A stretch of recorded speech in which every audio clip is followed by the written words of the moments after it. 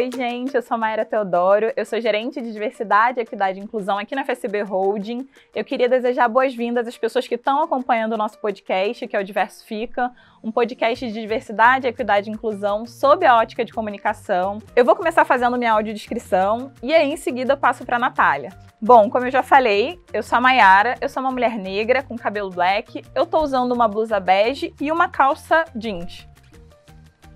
E eu sou a Natália, sou uma mulher branca, com cabelos cacheados, tô usando um óculos vermelho e sou neurodivergente, eu sou autista. E hoje o nosso tema é comunicação acessível na prática.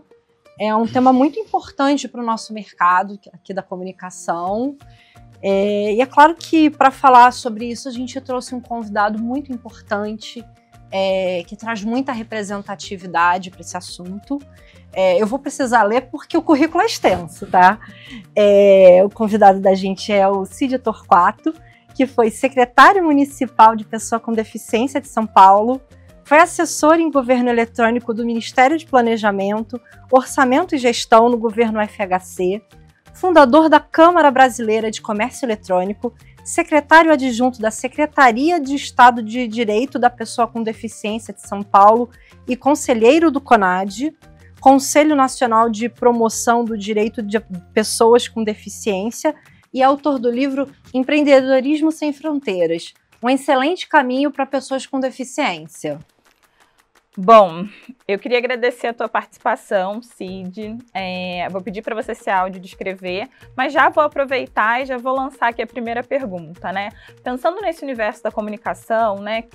Pessoas, de maneira geral, que querem melhorar essa comunicação de fato, né? Ter uma comunicação acessível, o que elas podem fazer na prática para ter uma comunicação acessível nesse dia a dia? E como as empresas também precisam ajudar nesse processo? Bom, primeiro, obrigado pelo convite, né? É uma honra estar aqui no segundo episódio de vocês falando sobre temas tão importantes e principalmente sobre essas questões de comunicação, né, que as pessoas escutem pouco, né? Eu sou um homem, eu nunca sei me autodescrever, porque eu não me considero branco, mas também não, eu sou latino, né, vamos chamar assim. Boa. Uma cara meio equina, poucos cabelos, que tem grisalhos, eu tenho 61 anos. Estou com uma camisa azul clarinha e um paletó azul claro também, de uma tonalidade um pouquinho mais forte. Deixa eu dar um pano de fundo de como eu cheguei nesse universo da pessoa com deficiência, né? Por favor. A gente acaba sendo um universo distante de muita gente, né? Eu que não tinha o contato com pessoas com deficiência, né? Era muito distante desse universo, né? É um aprendizado muito grande. Eu quebrei o pescoço faz 17 anos. Antes eu era executivo de mercado, muito nesse mercado de comunicação. Apesar de ser advogado de formação, eu trabalhei em agência de publicidade, escrevi muitos anos, colaborei, não era jornalista, mas tinha coluna no Meio Mensagem, que ainda existe hoje ainda, né? Eu era da época que ainda era impresso, e Revista da Criação, foi um negócio muito legal que eles tinham. Eu escrevi bastante, surfei essa onda inicial da internet, fui diretor de um portal latino-americano que levantou muito dinheiro na bolsa na época do boom da internet, final do século passado. Tem anos 90, tempo, né? Anos 90. No tempo que tudo era grama, né? 25 anos atrás, 26 anos, sei lá. Daí o governo federal também, lá de forma pioneira, a gente cuidou do primeiro site de governo eletrônico do Brasil. Depois eu fundei a Câmara Brasileira de Comércio Eletrônico. Então eu agitei muito, tive uma vida plena, né? E eu quebrei o pescoço aos 17 anos e mudou bem minha vida, né? Dá para imaginar. Fiquei tetraplégico, tenho poucos movimentos, não consigo fazer praticamente nada sozinho, preciso de ajuda para tudo. Consigo tocar cadeira, né, motorizada e mexer no tablet. O resto... então, né, esses Sua vida anos passou todos, por uma transformação, né? sem dúvida alguma, e essa não só a transformação de tentar aprender quem você é e como você é, o que você mexe, o que você não mexe, o que você consegue ou você não consegue, também se entender pessoa com deficiência, né? Que é um negócio que ninguém pensa muito nisso. E as pessoas discutem pouco deficiência. Falam de outras doenças normalmente, mas de deficiência ninguém fala. Parece que, não sei, parece que tem medo de pegar, não sei. É quase que um tabu, né? É um pouco um tabu. Então foi um aprendizado longo, né? Hoje eu sei que o nosso teto quem coloca somos nós mesmos, né? Mas até aprender isso lá atrás sofri bastante, viu? Foi um aprendizado duro. O bom da história toda é que eu desde sempre trabalhei com deficiência. Né, logo com 6 meses de lesão, fui trabalhar na Secretaria Estadual, né, e com um propósito de divulgar, né, de sensibilizar, de levar esse tipo de conhecimento para quem não tinha. Muito para o interior de São Paulo, prefeitos, né, sensibilizando as cidades. Depois eu tive o privilégio, né, a honra de ser secretário municipal da pessoa com deficiência. Para mim é um negócio fantástico. A gente estava um pouco criticando aqui, né, os ministérios, os secretariados, né, que o João Dória, né, conseguiu fazer um secretariado bastante sem comer tanto na mão dos partidos e das igrejas e do que seja. Então ele montou um time bem bacana, diferente do que a gente vê por aí. Então foi uma honra e foi um processo muito legal. A questão da comunicação, eu vivo, né, eu aprendi, para mim, eu sou da época que era fácil, você chamava uma coletiva de imprensa, apareciam 30 veículos, você falava, tinha televisão, rádio e tal, você passava um recado, estava feito o negócio. A comunicação hoje em dia, com essa diversidade, multiplicidade de canais, de influenciadores, né, é um negócio muito mais complexo. Né? Vocês que trabalham com isso diariamente, né, então, eu ainda, vamos dizer assim, que eu estou aprendendo um pouco, estou nessa transição, né, para uma real transformação. Mas eu tenho um espaço muito grande, não só para incluir pessoas com deficiência na comunicação em geral, né, entender o papel dos influenciadores hoje. Quantos influenciadores com deficiência tem? Não sei se vocês fizeram essa pesquisa e viram. E gente super interessante, sim, com propostas muito legais. Então, eu acho... né, vocês fazem isso, acho que vocês têm condições de responder melhor que eu essa pergunta. Mas né, para mim tem sido um aprendizado muito interessante. E eu vejo um potencial de crescimento. A gente estava falando sobre isso, de comunicação especificamente voltada para a diversidade, né, de promoção da diversidade, né, de promoção de sensibilização sobre deficiência, né, que tem um mercado potencial muito interessante. Eu quero ainda estar, né, passando por ele, aprendendo com ele, né, e como é que a gente se comunica bem, né, nesse mundo, né, de comunicação tão fragmentado como a gente tem hoje. Passo a pergunta para vocês. É um desafio, de fato. Como é que vocês acham? O que vocês acham que... Como é que você vê esse diversidade e comunicação? Eu acho que, de fato, eu concordo com você, Cid. Acho que a gente tem hoje uma multiplicidade de canais muito grande e navegar neles é complexo, porque cada um tem uma forma, um algoritmo, né, uma forma de engajar. Mas eu acho que, sobretudo, né, eu tenho defendido muito a preocupação que a gente tem em pensar uma comunicação que, de fato, seja inclusiva no sentido de abarcar pessoas com deficiência, abarcar pessoas que não se identificam em categorias de gênero, né? Então acho que é uma comunicação que se preocupa em garantir uma legenda, em garantir uma acessibilidade, em garantir uma descrição. Eu acho que existem algumas coisas básicas que a gente precisa de alguma maneira fazer, né, para que essa comunicação nesse início já seja de alguma maneira possível para todos, né? Mas eu acho que de fato é um universo muito grande e cada vez mais surgem outros caminhos e outros meios, né? Podcast, vídeo, uma série de plataformas digitais. O que você acha, Nath? Olha, para mim, o primeiro passo para a comunicação se tornar acessível, e acho que para toda e qualquer coisa se tornar acessível, é uma mudança na atitude. E eu vejo que essa mudança na atitude tem que passar primeiro pela empatia.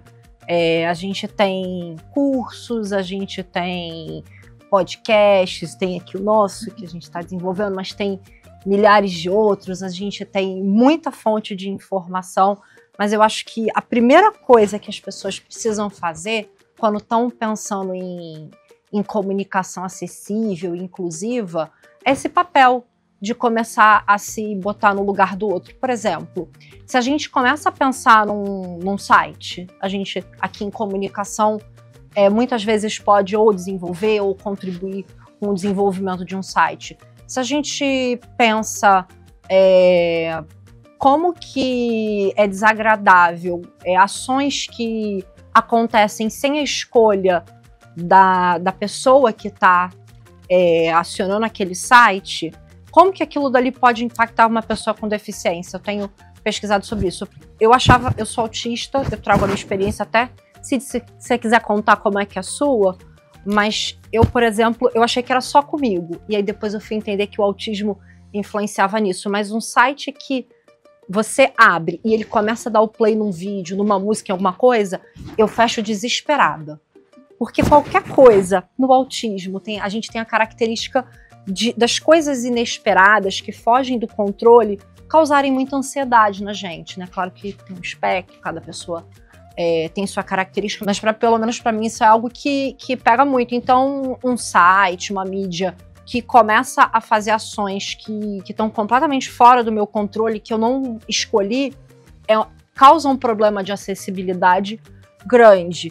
Por exemplo, para você, Cid, quando você acessa um portal e abre um banner ou abre um vídeo ou acontece alguma coisa que você não escolheu, isso te gera um incômodo? Não, talvez não tanto quanto para você, eu entendo nessa, mas de qualquer jeito, o que me incomoda hoje é a falta de recursos, né? Por exemplo, não consigo entender como ainda hoje, pelo menos na televisão, pelo menos nos comerciais de televisão, não ter janela de libras. Assim, para mim é inexplicável. Assim, como isso tanto para entes públicos e privados, a ideia é se comunicar com mais gente possível. Sim. Certo? Então, uma janela de libras é um negócio óbvio, além de legenda, obviamente, e potencialmente audiodescrição. Mas eu acho que os dois mais impactantes no primeiro momento são libras e legenda. E muitos não têm. Sim. Isso para mim parece tão óbvio, tão maluco, o fato deles optarem, porque é uma opção, né? Ou é um desconhecimento total. O cara nem pensou no assunto. O cara nem pensou no assunto, não sei. Acho que ainda falta um pouco dessa conscientização de que pessoas com deficiência são consumidores. São cidadãos. Filmes. Você tem que falar com eles. Tem essa dimensão da cidadania que ainda precisa ser melhor enxergada. Mas é o capacitismo, né? É o capacitismo. Em exercício. Então, é interessante, né? Como, de novo, aquela discussão de por que tanto estranhamento com relação à pessoa com deficiência. Né? A gente, quando eu estava na prefeitura, uma vez, logo que o Bruno Covas assumiu, o João Dória, não sei se vocês são do Rio, você conta de cultura de política de São Paulo, vocês têm, mas pegando aqui. O João Dória saiu para ser governador e o Bruno assumiu. Na semana seguinte eu cheguei para ele e falei, olha, a gente tem que ter janela de livros nos comerciais. Ele falou, fechado, fala com a comunicação. Antes a gente tinha um pouco de resistência. Então, com isso, a Prefeitura de São Paulo foi um dos primeiros grandes anunciantes da televisão brasileira, aberta, fechada, cabo, o que seja, a colocar janela de libras. Inclusive, na gestão passada, tinha um layout de página diferente que valorizava, inclusive, a janela de libras. Eles mantêm ainda hoje a janela de libras. E depois disso o governo federal começou a fazer também. Não, eu não quero dar uma de, eu fui pioneiro e tal. eu estava ali nos primórdios da... Porque a gente vê a janela de Libras, por exemplo, estou usando como um exemplo que pode ser pensado em outros recursos também, pode ser pensado a partir daí, né? Estou pegando no pé aqui da janela de Libras, mas a gente via na televisão e vê em campanhas eleitorais, que é obrigado, todo partido faz, mas não em programação convencional e não em comerciais de televisão convencionais. Então, não é maluco isso, Mara? Você não acha que isso tem uma relação com aquilo que você falou de, antes de você possivelmente se tornar uma pessoa com deficiência, você de alguma maneira não precisava consumir, né, não ter esse olhar, e quando você, né, se torna uma pessoa com deficiência, você fala, meu Deus, tem um mundo aqui que eu possivelmente não me atentava porque não era necessário e agora eu consigo enxergar, né? Mas acho que o que a gente de alguma maneira defende aqui é que eu não preciso ser uma pessoa com deficiência para entender que elas precisam desse suporte. Na verdade, eu acredito que nem é suporte, né? Que elas precisam ter o acesso pleno, assim como qualquer outra pessoa que não tenha deficiência. Sem dúvida alguma. Esse é o... Olha, bom desafio, você falou, que é o desafio atitudinal, ainda, né? Então, a gente tem... Por isso que eu não sempre estou disponível para falar, porque tem um aspecto aí de sensibilização que ainda é muito importante. Ontem eu estava no CONAREC, que é essa grande congresso de relações de consumo. Por sinal, está enorme. Eu fiquei impressionado com onde chegou o negócio. Eu estava num painel e eu estava dizendo, tinha lá umas pessoas, né? Eu falei assim, quem aqui da sala tem preconceito com relação à pessoa com deficiência? Obviamente que ninguém levantou a mão, né? Sim. Eu falei, mas vocês têm, pensem bem, a gente tem esse capacitismo estrutural, como outros preconceitos estruturais. É um viés inconsciente que... mais ou menos, tem um viés inconsciente, mas eu acho que tem questões conscientes também. A gente até viu agora, nos últimos anos, né, esse cenário político e de polarização, e por um lado, bastante calcado no preconceito, né, no conservadorismo, no reacionarismo, na verdade, né? Mas a gente viu, eu não sabia que a gente tinha isso aqui no Brasil, que era algo tão forte. Sim. E principalmente aqui no interior de São Paulo. Então, o processo civilizatório é mais complexo do que eu imaginava. Sim. E aí, Cid, acho que pensando nessa coisa que a gente está falando sobre transformação, sobre plataformas digitais, sobre quanto tudo isso, sobre quanto esse mundo, né, da comunicação, né, da TV tem mudado muito, né? Hoje a gente está numa era em que todo mundo fala sobre inteligência artificial, né? Você acha que a gente pode utilizar e pensar a inteligência artificial a esse favor, o favor de promover uma comunicação mais acessível, de promover uma causa, né, que é a causa das pessoas com deficiência? Você acha que a gente tem que, de alguma maneira, pegar a carona nessa movimentação que está havendo, né, nessa nova era das inteligências artificiais e usar ela em favor dessa luta? Com certeza. Talvez eu não saiba ainda as dimensões, as fronteiras, os limites, ou sei lá, o que dá para fazer de fato. Inclusive, eu tô conversando aí com algumas entidades da área de tecnologia para a gente fazer uma reunião, um brainstorm sobre acessibilidade e inteligência artificial. Então, eu acho que para mapear um pouco onde realmente isso impacta positivamente na questão da pessoa com deficiência. Mas, com certeza, por exemplo, na questão de Libras, né, hoje a gente tem os avatares disponíveis aí no mercado, mas eu vi agora avatares com inteligência artificial da Nova Zelândia que eu fiquei babando, assim, era um negócio, outra coisa. Então, isso com certeza vai melhorar. Eu acho, as pessoas agora usando essas plataformas de inteligência artificial conseguem escrever mais facilmente. E eu não tenho o menor pudor, né, ou seja, a menor crítica com relação a uma pessoa que usa o ChatGPT para escrever um texto. Eu acho que se ele conseguir, né, ter a consciência de que ele tem que editar aquilo para que fique com a cara dele e não com a cara da máquina, né, tá? Então eu acho que esse tipo de coisa vai agilizar os processos. Mas eu acho que tem muito mais. Sim.